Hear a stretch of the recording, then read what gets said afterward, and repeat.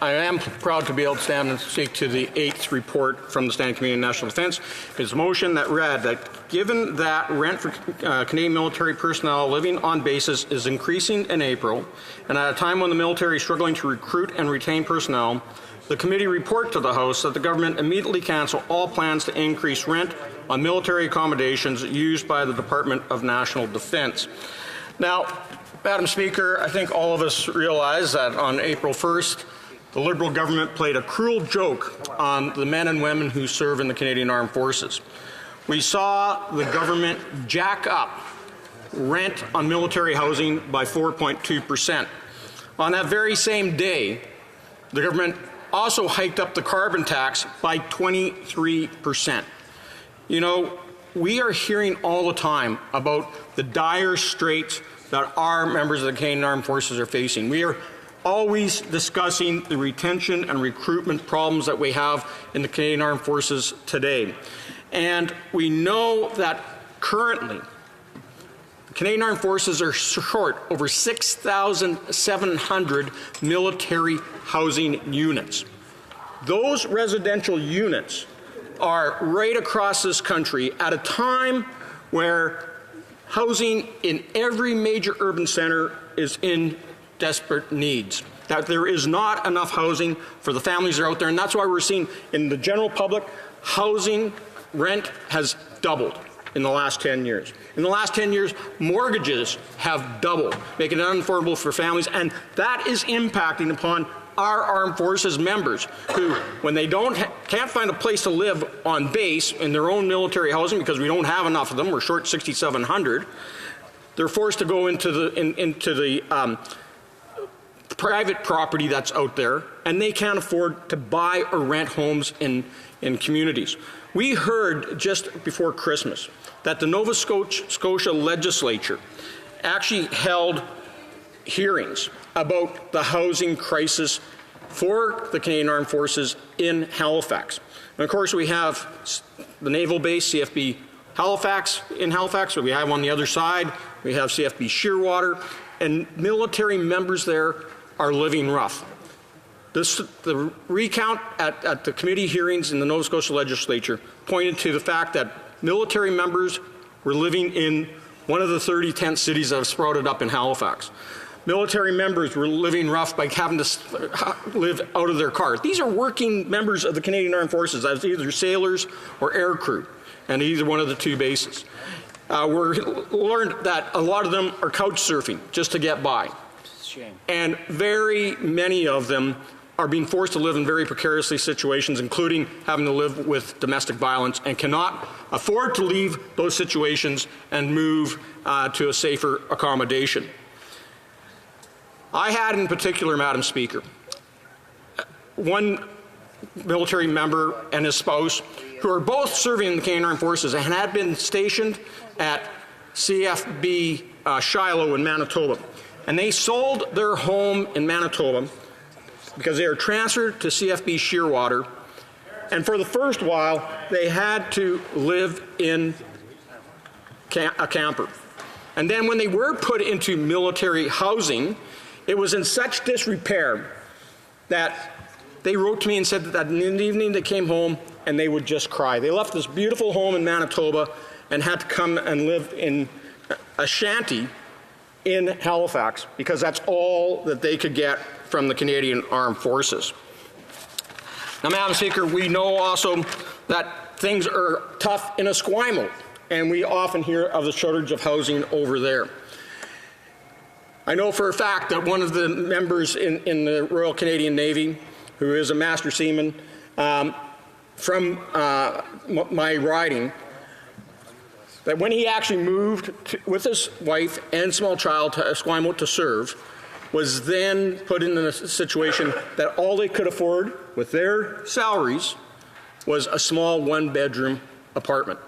And it's so expensive that on top of working full-time as a sailor in the Royal Canadian Navy, that he's had to go out moonlighting at night and work in a convenience store just to help make ends meet. This has forced so many families, military families across this country, to resort to other measures, including the use of food banks. And we heard, and I know that we're going to hear from my colleague, the member from Peterborough, Kawartha, of how military families out of CFB Gagetown are now using the local food bank.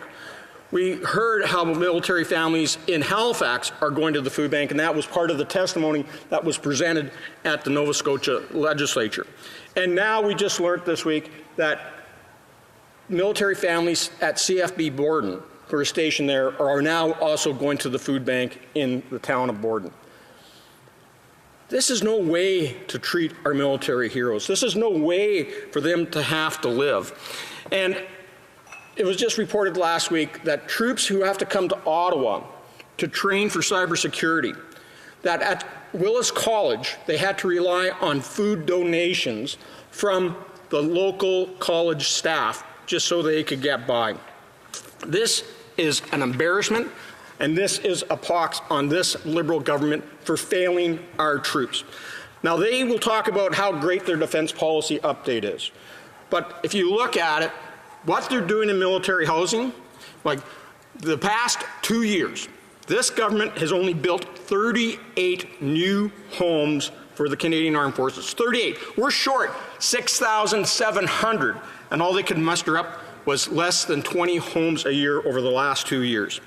And in the defense policy update, they have promised for this coming year, 2024, 2025, $0.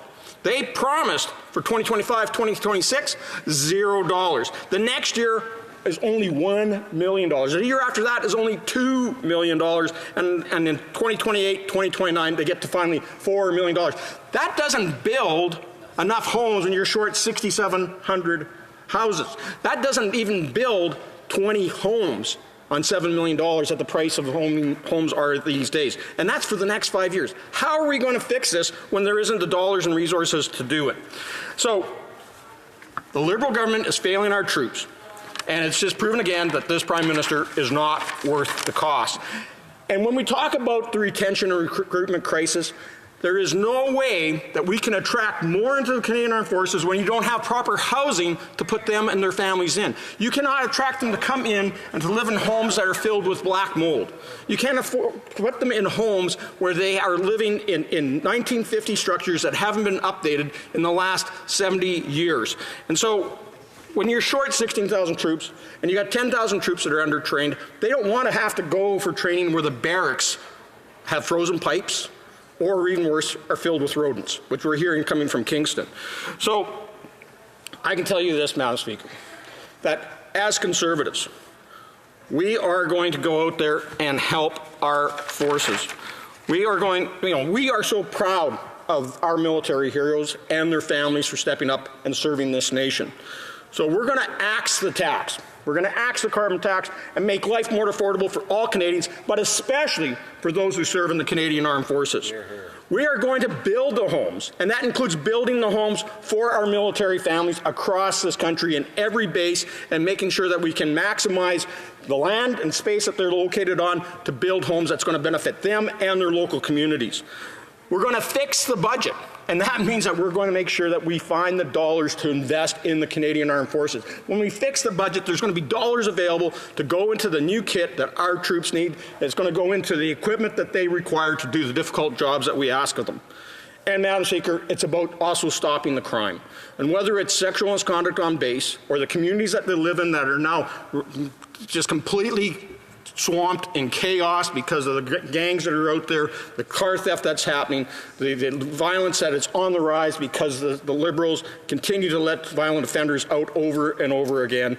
Madam Speaker, we want to make sure that we are standing up for our families and keeping our communities safe, because these are the greatest Canadians that we have that serve in the Canadian Armed Forces. They deserve, when they have a day of standing on the wall and keeping us safe here at home, when they're out on mission and they return from abroad, they need to make sure that they got a house that they can afford. They got a home that is modern and comfortable, and at the end of the day, that they can raise their families in safe communities and not worry about the cost of living crisis that they're dealing with right now because of the out-of-control spending and the hyperinflation that we experience because of these Liberals. Hear, hear. Questions and comments. The honourable member for Kingston and the Islands. I think that the issue or the problem with the member's assertion is that he is assuming, Madam Speaker, that all military personnel want to live on the base. I can tell him, Madam Speaker, when I was mayor of Kingston, every summer I would get together with the mayor of Watertown, which is right next to Fort Drum in the United States. And the one thing that the mayor of Watertown always talked about was how jealous he was that Fort Drum was its own base with people living on it outside of Watertown, not really connected to the city, but he would come to Kingston and see CFB Kingston and the way that it is so well integrated into the community. When I was younger, when I was in high school, all of the military community lived around the base on the east side of Kingston. Now they live right throughout the entire community. My kids quite often are coached on a team by a military spouse that has children on the same team.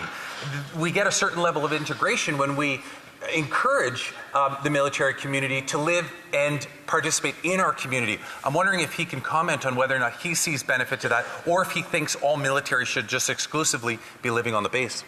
Member for Selkirk is Madam Speaker, I just remind the member from Kingston and the Islands that, first of all, he hasn't been mayor for over 10 years. He has actually been the last 10 years and part of this Liberal government that's created the housing crisis that we're seeing in every community across this country, including in his own.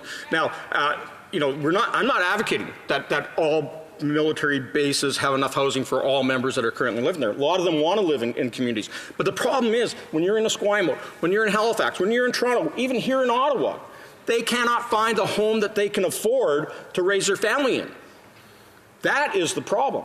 And that's because of this government's inability to get homes built. The number of houses getting built in this country continue to decline. We're building less homes this year than we did back in 1970 under these Liberals. And that's because there isn't the money, there isn't the regulation, or the commitment to ensure that life can be more affordable and houses can be more affordable for Canadian families, including those that serve in the Canadian Armed Forces. Questions and comments. The honourable member for New Westminster Burnaby. Well, thank you very much, Madam Speaker. I thank my colleague, who I have a lot of respect for raising this. I do note that we were supposed to be debating pharmacare today, a pharmacare bill that will make a difference in the lives of millions of Canadians. Now, I also note, Madam Speaker, as I know the member is aware, National Defence is meeting right now. The committee is meeting right now. The NDP proposed, and the members of the committee from all parties agreed to have a study that talks specifically about the issue of housing for our women and men in the service. And so I note that all of that is taking place and that we are putting aside a debate on pharmacare that will help millions of people.